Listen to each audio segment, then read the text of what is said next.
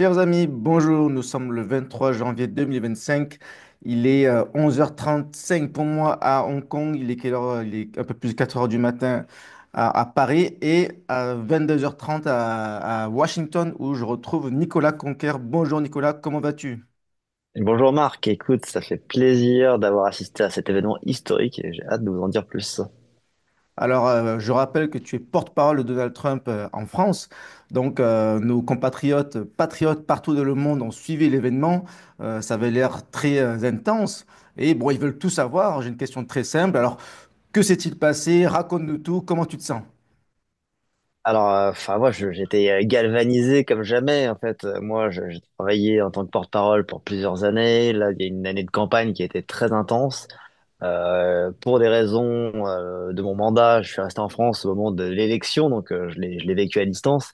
Et c'était déjà noté un peu dans mon agenda que j'allais venir pour l'investiture pour célébrer, mais également travailler sur les réseaux, faire des connexions, montrer que qu'on est présent et qu'on a des choses à apporter. Et donc, c'était un moment très attendu qui également aussi permettrait à différentes personnalités politiques françaises d'assister et d'également voilà, renforcer les liens avec leurs homologues américains. Donc, moi-même, je l'ai vécu dans un cadre pas officiel, vraiment euh, spectateur un peu privilégié, mais c'était vraiment excessivement festif et on a vraiment le sentiment d'avoir assisté à une vraie page d'histoire parce que c'était vraiment quelque chose d'assez exceptionnel d'avoir Donald Trump réélu de manière retentissante, Elon Musk sur la scène, la libération, ou du moins à minima le cessez-le-feu et les familles d'otages qui étaient présentes. Donc énormément de choses à la fois très poignantes, très solennelles, et aussi festives avec des shows à l'américaine comme on a qu'aux États-Unis. Oui, c'est impressionnant pour nous, le public français. Alors justement, tu parles des politiques, des personnalités politiques françaises. Est-ce que tu peux nous faire un débrief de la manière dont ça s'est déroulé? Parce que bon, on a eu pas mal d'échanges de les réseaux sociaux. Je vois dans mes groupes divers qui disaient au début, est-ce que Marine Le Pen est invitée ou pas? Finalement, elle est pas allée. C'est lui, Alliot, qui est allé. Éric Zemmour, il a été invité avec Sarah Knafo. Alors, qui a été invité, qui n'a pas été invité? En fait, je vois des commentaires de toutes parts. J'ai des amis qui m'ont dit, mais en fait, il n'y a personne qui a été invité, ils ont payé leur billet d'entrée. Fait, qu'est-ce qui s'est passé exactement? Alors, la première chose à rappeler, c'est qu'une cérémonie d'investiture, de manière traditionnelle, ça ne mobilise pas forcément des chefs d'État ou des délégations étrangères. Donald Trump a voulu faire un coup, ou du moins donner un peu des gages, un peu de bonne foi auprès de d'autres chefs d'État amis ou des puissances avec lesquelles il souhaitait renforcer les relations. Certains ont été présents, hein, Giorgia Meloni avait un rôle de premier plan. Mais en C'était ce la qui seule chef concerne d'État européenne ou pas? voilà, c'est ça. Victor Orban devait être présent, mais il ne l'a pas été. Oui, alors justement, je Euh, vais te demander, il était là ou pas? Parce que j'ai vu qu'il avait été invité, mais j'ai pas eu de nouvelles. ouais, ouais. Enfin, bon, après, je vous cache pas, il y a d'autres choses que j'ai suivies, mais sur les Hmm. listings d'invités ou pas, j'ai pas suivi les tenants et les aboutissants, mais en tout cas, ça n'entache en rien les liens de proximité et d'amitié avec Victor Orban. Maintenant, en ce qui concerne la France n'était pas représentée autrement que par son ambassadeur. Point particulier, parce qu'avant de rentrer sur la personnalité politique, il y avait également Bernard Arnault et toute sa famille qui étaient présents, Oui, on l'a vu en notamment photo. au plus proche en fait de cette cérémonie d'investiture et des discours, des Alors premiers pourquoi Bernard discours Arnault? d'intronisation. Bernard Arnault, pour différentes raisons, parce que d'une part, c'est quand même une des plus grandes puissances au monde. C'est quelqu'un qui a aussi des liens stratégiques entre les États-Unis avec des débouchés considérables commerciaux pour ses produits de luxe, ses spiritueux. Et peut-être quelqu'un qui verrait d'un bon œil à ce que les relations commerciales, tarifaires ne se tendent pas avec les États-Unis. Et peut-être qu'il lui-même aussi a des projets d'investissement aux États-Unis, un peu en gage de bonne foi. Mais en tout cas, ça montre peut-être que cette diplomatie française a besoin voilà, de capitaines d'industrie tels que Bernard Arnault pour pouvoir défendre ses intérêts au-delà de nos frontières. Ouais, tout à Mais fait. peut-être, et attention, peut-être que ça dit aussi que ça désigne aussi une adhésion, une volonté de pouvoir également incarner peut-être ce Trumpisme à la française. Peut-être qu'on a devant nous une éventualité qui n'était pas forcément envisagée, mais j'en parle quand même dans mon livre, à savoir qu'un capitaine d'industrie, quelqu'un qui serait un outsider de la scène politique en France, puisse lui-même, entre guillemets, sortir du bois et devenir un candidat et potentiel futur Trump français. Est-ce que Bernard Arnault pourrait devenir le Elon Musk français? Voilà, alors d'Elon Musk, il y a quand même cette côté visionnaire, ce génie et ce conquérant de l'impossible et la capacité à envoyer des fusées. Bernard Arnault, il a beaucoup de réussite dans des produits de luxe, d'artisanat et de produits d'exception. Maintenant, ça peut être une puissance d'argent. Il faut quand même rappeler que les mécanismes de financement des campagnes aux États-Unis ne sont pas les mêmes qu'en France. Donc, certes, il faut avoir des puissances pour pouvoir gagner en liberté et en crédibilité. Mais est-ce que ça sera l'un, Musk, Trump, les deux à la fois à la française? On ne sait pas. Mais en tout cas, c'était suffisamment important pour qu'on s'attarde dessus et dire que vraiment il était parmi les premiers rangs avec toute sa famille, au même titre que des Mark Zuckerberg, des Jeff Bezos d'Amazon, des Sundar Pichai de Google et évidemment Elon Musk. Donc ça montre un petit peu l'importance qu'on peut donner et on a quand même cette fierté d'avoir bah, cette personnalité française présent lors de l'investiture. Donc ça, c'est pour ce qui, juste un petit peu le petit pas de côté et peut-être envisager peut-être un avenir politique à Bernard Arnault, mais l'avenir nous le dira, mais peut-être que ça lui aura donné un petit peu des envies, qui sait, donc affaire à suivre.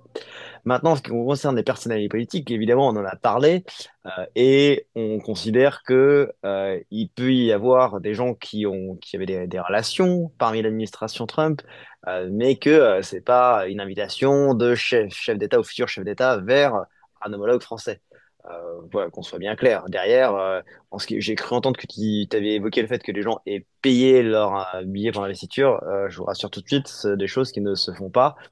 C'est pas des places qui ne se monnaient. On n'est pas à un concert de Taylor Swift ou de Snoop Oui, Dogg ou je ce vois que vous des voulez. critiques des C'est réseaux sociaux qui disent ça. J'ai pas non, vu bien ni sûr, non, ni mais voilà, fou, pas de je source. veux pas, je veux pas donner de gage là-dedans. On va pas sonder les reins et les cœurs, mais je veux juste vous dire une chose, c'est que il y a eu différentes personnalités politiques, donc une formation de reconquête en la personne d'Éric Zemmour et Farah Knapo, Marion Maréchal et une délégation du Parlement européen, Louis Alliot et d'autres députés, enfin Louis Alliot, maire de Perpignan, RN et des députés du RN. Et je crois qu'on a fait le tour. Marion Maréchal. Voilà, oui, Maria Maréchal, ce que je disais juste avant. Donc, du coup, ces personnes-là s'inscrivent quand même dans une volonté de tisser des liens et aussi ont quand même apporté leur soutien de manière plus ou moins discrète, de manière plus ou moins de longue Oui, en date. tout cas, En tout développer cas, des liens, parce qu'il y a des liens qui ont déjà été tissés depuis longtemps, notamment avec Sarah Knafo, avec des think tanks, avec Eric Zemmour, tu es déjà en contact depuis la présidentielle.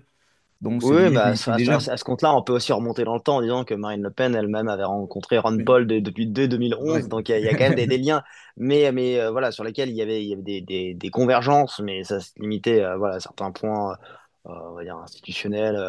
Maintenant, la question, c'est comment est-ce qu'on fait vivre ces réseaux et comment est-ce qu'on cherche de s'inspirer un petit peu de cette réussite pour arriver à en tirer certains enseignements, certains insights qui pourraient être réplicables en France.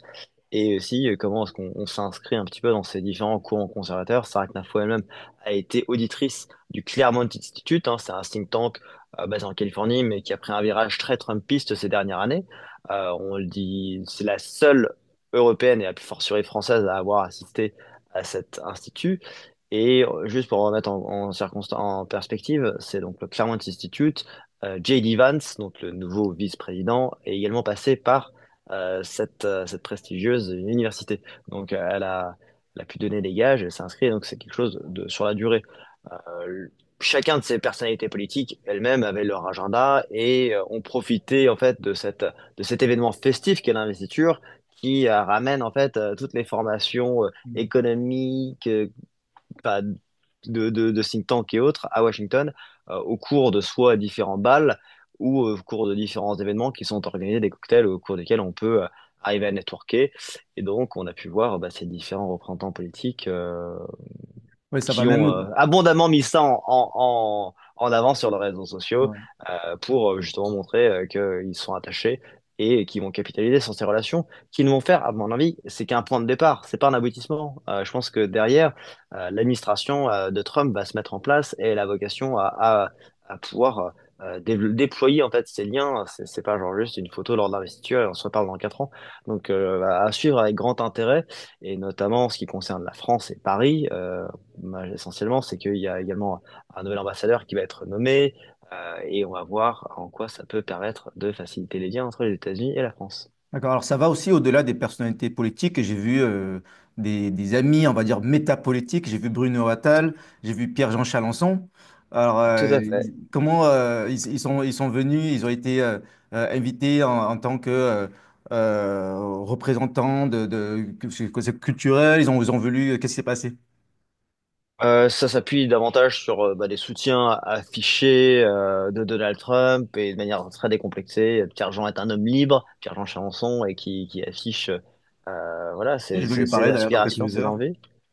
Et tout à fait. Donc, on a vécu quelques-uns de ces moments ensemble, mais sans vous dévoiler exactement la teneur de son invitation, je laisserai vous raconter un petit peu comment il a pu lui-même entretenir des contacts avec des personnalités très proches de Donald Trump, qui sont aussi très intéressés par la France, c'est-à-dire très intéressés dans le sens une grande francophilie, un grand attachement à la France. Et on rappelle que aussi l'année prochaine, ce sera le 250e anniversaire de l'indépendance américaine, pour laquelle ils nous sont très redevables de leur avoir envoyé Lafayette et d'avoir permis de gagner leur indépendance de la couronne d'Angleterre. Donc voilà, c'est ce que ça en dit, mais effectivement, Bruno Attal, Pierre-Jean Chalençon, Nicolas Conquer et sans doute d'autres étaient également présents. Mais typiquement, juste pour pour rendre du honneur à ce qui a été fait, du moins de ce à quoi j'ai connaissance, c'est qu'il y avait une rencontre hier avec Reconquête, Sarah Knafou, Éric Oui, j'ai Zemmour vu et les ça. Français de Washington. T'as pas pu y aller? Donc c'était hélas, j'étais pris par ailleurs, mais j'ai envoyé d'autres personnes, des Américains, des J'ai vu Bruno Franco-Américains. Attal, je l'ai vu sur les photos. Tout à fait, voilà. Moi, c'était, j'avais un contretemps. Voilà, j'avais mon agenda aussi, mais on a pu entretenir des liens et vivre des moments forts. Mais je laisserai Pierre-Jean Est-ce aussi que s'étendre euh, sur d'autres j'ai aspects vu de que ce tu as voyage. vu Bruno, Sarah, est-ce que tu as vu Marion Maréchal? Non, ça s'est pas fait vraiment.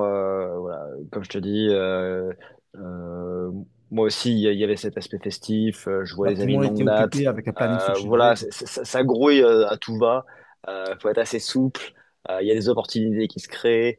Tu vois, là, j'ai pu aller faire des visites assez exceptionnelles. Demain, je me rends aussi donc avoir une visite avec des amis qui sont travaillent auprès d'un sénateur au Capitole. Donc c'est un peu voilà, on vogue un peu par opportunité. Mais effectivement, c'est effectivement quelque chose que je vous inviterai à vraiment découvrir, à vivre de l'intérieur, et même à Washington Washington DC pour ses apports, notamment par les Français, le marquis de l'Enfant qui a contribué à l'urbanisme de Washington, et également là, on était donc tout à l'heure à la National Gallery of Art sur lequel il y avait un magnifique portrait de Napoléon qui nous a fait montrer aussi que la France vit bien au-delà de ses frontières, et tu en sais quelque chose, cher Marc. D'accord. Et est-ce que tu sais si Marion Maréchal a vu Sarah Knafo, Zemmour, ils se sont parlé, ils se sont serré la main, tu sais? J'ai pas À ma toute question connaissance, c'était indiscrète. pas forcément le théâtre. Non, enfin, il y aurait pu y avoir un forum, une manière peut-être de dépassionner le débat à distance, mais je ne suis pas dans ces secrets-là. En tout cas, je n'ai pas été convié, c'est ça la D'accord. question. Bon, on va dire dernière question. Qu'est-ce que tu retiens? Voilà, il y a eu des galas, il y a eu des conférences, il y a eu des meetings. Qu'est-ce que tu as appris? Qu'est-ce que tu peux partager à nos auditeurs? Eh bien, tout d'abord, il y a eu vraiment des actions très rapides qui ont été menées, et je pense que c'est vraiment ce qu'on attend aujourd'hui. On n'attend pas un immobilisme, un statu quo, de se dire bah tiens, ça va être notre priorité du mandat. Donald Trump, dès son investiture, il s'est rejoint directement après avoir fait les cérémonies d'usage au Capitole. Il est venu directement dans le stade, le Capitol One Arena, où nous étions 30 000, où il a encore fait un très beau discours bien bouillonnant pour sa base. Et dans la foulée, il s'est installé pour signer des décrets présidentiels. Donc, on voyait tout de suite le pragmatisme, la résolution, la détermination de Donald Trump. Et c'est vraiment ce qu'on attend des politiques. Avec les premières mesures qui ont été signées, il y a 8 décrets présidentiels qui ont été signés devant le public. Et dans les 24 heures qui ont suivi, on a 196. Donc, ça montre clairement une volonté de ne pas repousser à demain ce qu'on peut faire, évidemment, aujourd'hui. Donc, ça, c'est clairement, c'est moi quelque chose qui m'a le plus touché. Et que dire, il garde un peu son style aussi. Je trouvais enfin, c'était vraiment voilà, très attachant. Et également, on le voit, c'est suivi immédiatement des faits. Là, on le voit, ça n'avait pas été annoncé, mais là, cette task force là sur de fonds pour l'intelligence artificielle dotée de 500 milliards de dollars, ça montre clairement ce momentum, cette ferveur collective qui est appuyée d'énormément d'industriels, d'entrepreneurs de la tech. Et je pense que ça nous montre on doit penser grand aussi, on doit être ambitieux, on doit viser pas seulement la Lune, Mars, mais peut-être même au-delà en Europe. Et donc, plutôt que de vouloir laisser quelques élites ou des anciens petits commerciaires de l'Union européenne vouloir réguler la liberté d'expression plutôt que de vouloir taxer les retraites, eh bien, il serait bien temps de pouvoir un peu libérer les énergies, abaisser la fiscalité et donner foi un peu dans un nouveau rêve français à l'image de ce que Donald Trump a fait en incarnant un rêve américain, un nouveau rêve américain. Eh bien, je pense que c'est Rêve ce à français quoi on aspire. européen. Là, on parle de Make Europe Great Non, Again. c'est ça, tout à Tu fait. en Donc penses? moi, je prends vraiment bien ces précautions de langage, hein. Ce n'est pas un argument européiste. Je reprends cet élément de langage très volontiers, Make Europe Great Again, mais j'annonce que ce sont des nations souveraines et fortes. Certes, qu'on ne faut pas qu'on soit juste dans une logique européiste, Union européenne, mais qu'il faut effectivement arriver à peser et la France seule sera bien désemparée, mais que ça se passe avec des relations fortes en Europe, mais également rapprochement entre la France et les États-Unis. Je pense que c'est absolument nécessaire pour pouvoir peser parmi les puissances les plus importantes au monde. Donc effectivement, Make Europe Great Again, mais sous-entendu, ça passe avant tout par des nations fortes, donc Make France Great Again, le MFGA, qui est pas facile à dire, donc il faudra peut-être le revisiter, mais en tout cas, C'est vrai. c'est clairement ce à quoi on aspire, et je peux vous assurer que la trempe des discours qu'on a pu entendre, mais c'est vraiment ce qu'on rêverait de pouvoir entendre de quasiment l'ensemble de nos candidats, ou à minima de nos leaders, toutes couleurs politiques confondues, de la fierté d'être patriote, de cette volonté de faire resplendir le pays, ça devrait être quand même le b.a.-ba pour tout leader politique. Et donc, c'est effectivement des choses pleines de bon sens, mais on sent que cette campagne américaine et l'élection de Trump aura été celle du bon sens, et je pense que ça va avoir des échos bien au-delà des frontières, et on espère que ça va également venir aussi nous bénéficier en France à l'horizon 2027, peut-être avant. En tout cas, d'ici là, moi, je vous donne rendez-vous pour la sortie de mon livre sur l'éventualité d'un Trump français, où j'analyse un petit peu des constats, des similitudes que j'ai pu voir lorsque j'étais en campagne législative versus ce que j'entends quand je vais aux États-Unis, et d'analyser un petit peu la reformation du paysage politique aux États-Unis et de voir ce qu'il y a à reprendre. Enfin, voilà, il y a ce pendant qui est fait jusqu'à ce qu'on réfléchisse à qui sera le Trump français. Et donc ça, je vous donne rendez-vous pour fin avril, début mai pour en savoir davantage. Quel est le nom du livre? Alors ça, c'est effectivement dans l'édition, ça c'est quelque chose qui ne t'appartient pas, mais à ce stade, le titre, parce que c'est pas à ma main, voilà, c'est vers un Trump français là, à l'heure actuelle. Donc si jamais ça D'accord. change, Bien, on est impatient de vers un voir Trump ça. français, ça sort c'est chez Fayard au printemps prochain, donc peut-être à lire en amont de la prochaine dissolution ou peut-être une démission, qui sait. Donc ça va peut-être nous inspirer et peut-être donner le courage à ceux qui doivent se lancer d'y aller et lancer la réflexion pour qu'on arrive aussi à s'inspirer de cette forte coalition qui a porté Donald Trump à nouveau à la Maison-Blanche et au Bureau ovale. Et c'est un grand sentiment de satisfaction et aussi, je pense, un regain d'enthousiasme et d'énergie pour tous les combats qui nous attendent. Donc voilà, gardons la tête haute. Cette bataille culturelle commence à être gagnée. La guerre n'est pas terminée, donc haut les cœurs et gardons la foi dans le méga Make Europe Great Again. Voilà qui est très bien dit. Merci beaucoup, Nicolas, et à très bientôt. Bonne fin de séjour à Washington et à très vite. Merci Marc. Bye bye.